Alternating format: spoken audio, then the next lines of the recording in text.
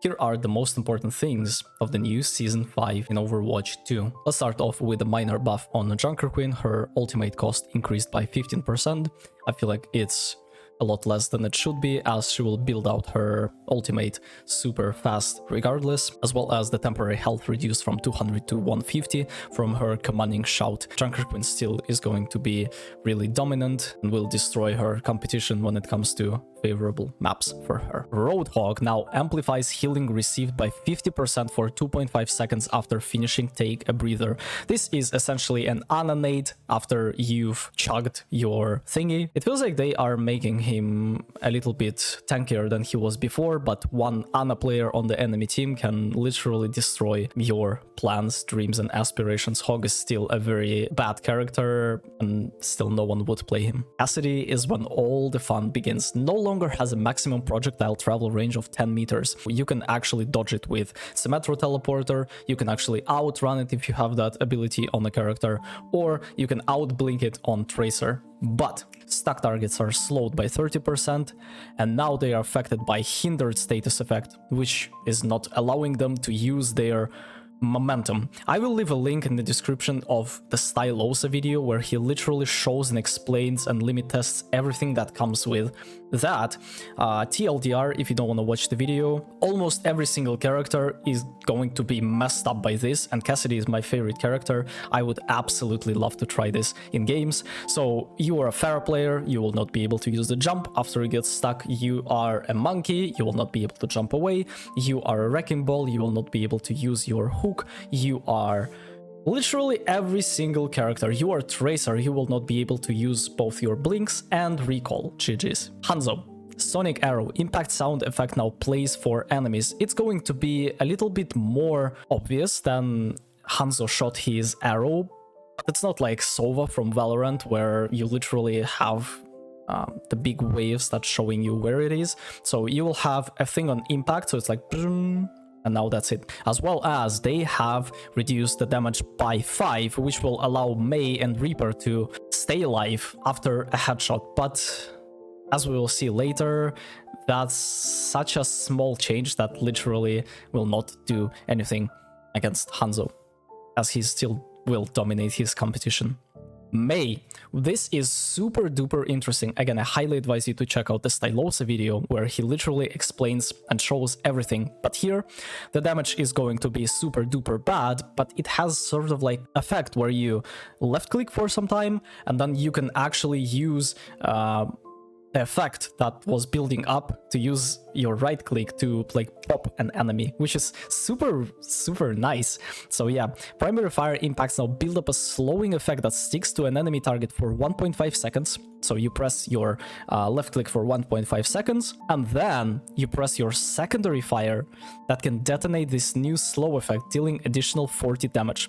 It's pretty good, especially given the fact that you can actually reliably headshot players up close, which is super nice. It feels like Mei is going to be a new S tier character, but we'll see what's gonna happen. Reaper received a massive nerf where he cannot go from the magnetic nade, steel trap, graviton surge and other thingies. And this is a massive nerf because most of the time you are walking away safe and now you won't.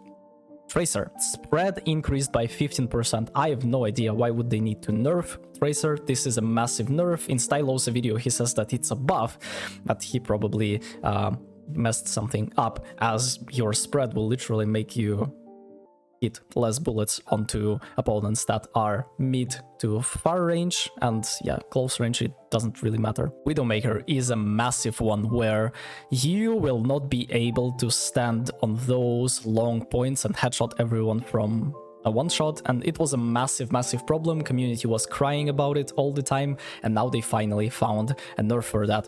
So it reduced from 70 to 100 to 40 to 60 meters. I've already shown this in my director's take video. I'm gonna leave a link to a Twitter post where a dude literally shows what 40 to 60 meters is, and let me tell you, Widow now is one jump away from the Winston, one jump away from the Doomfist, one jump away from the Wrecking Ball, and the character is super duper dead.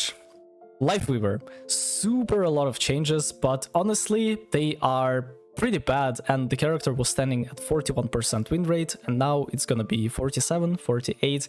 Still a long time to go, but we'll see what's gonna happen. So basically, they've reduced his hitbox by 10% by reducing petal ornaments on his back, which is, again, not enough. Healing Blossom, maximum healing increase from 65 to 75. Again, should have been like 85. That's also not enough. It feels like additional 10% 10 healing is just damage per projectile increased from 5 to 6, and the projectile radius increased slightly, as well as ammo increased from 60 to 70. So it feels like they are trying to give him the dueling option, but again, you are clunky, you are dealing low damage, and you cannot heal and damage at the same time, just like Kiriko, right? Where you throw a kunai and then you go for the healing, and then you can throw 2 kunais like in between healing. Here it's not gonna be super efficient, so no, that is not enough.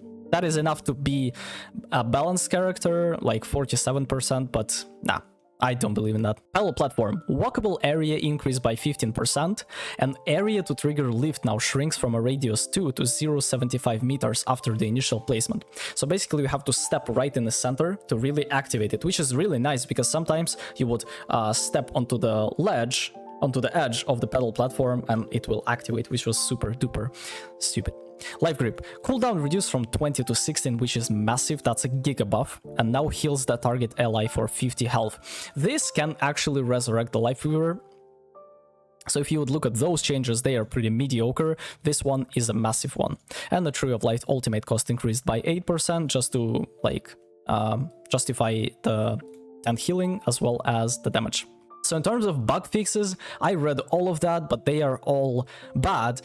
Except the LifeWeaver. Oh my god. The Life Grip now correctly nudged targets around payload obstacles. So basically TLDR, you can actually pull teammates from pretty much anywhere now. If you can see their head, you can pull them from the danger, which is super nice. And it feels like with those changes, LifeWeaver is gonna be played a lot more, and hopefully we'll get closer to 50% win rate, because Blizzard kinda nah. So here is everything you need to know about Season 5 changes.